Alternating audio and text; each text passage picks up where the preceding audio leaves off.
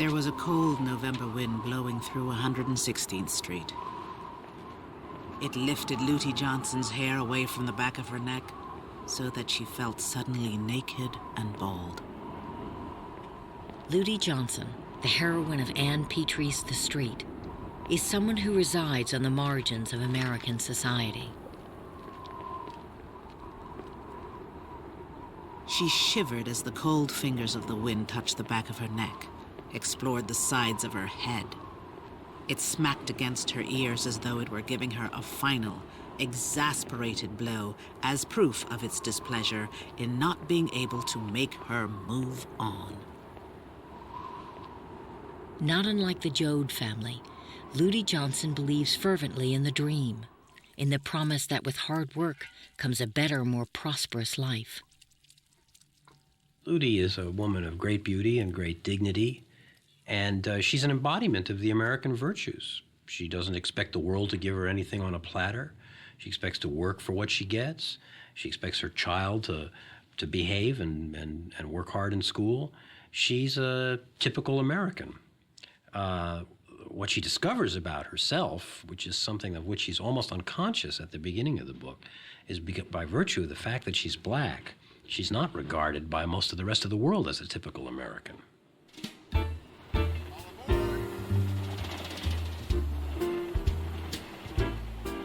Lutie Johnson's tragic journey begins in an unexpected place, the bucolic suburb of Lyme, Connecticut.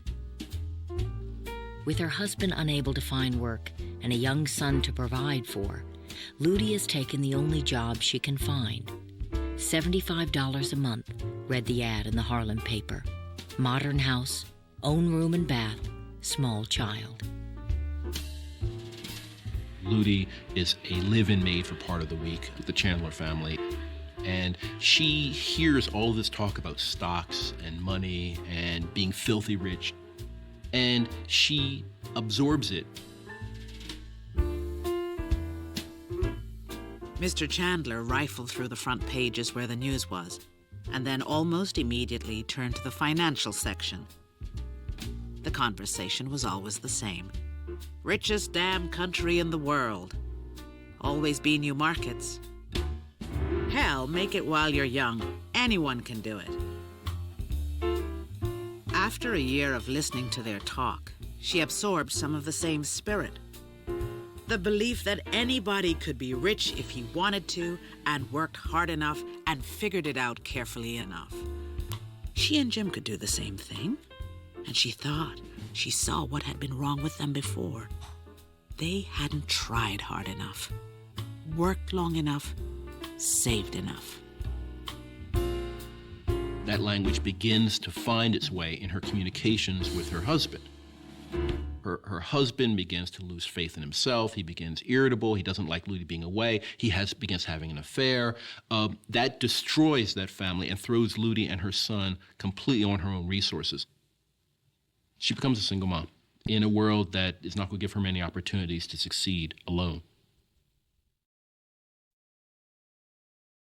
This video raises questions, and I need for you to be extremely honest when answering them in the comments. And just so you know, I have 3 questions. Number 1, what was the hardest thing you had to overcome in life? Number 2, what's your biggest dream you'd want to accomplish? And number 3, have you ever heard the name Ann Petry? Now please be honest in the comments when answering these questions. Share this video with anyone you deem necessary, and don't forget to like and subscribe to the channel.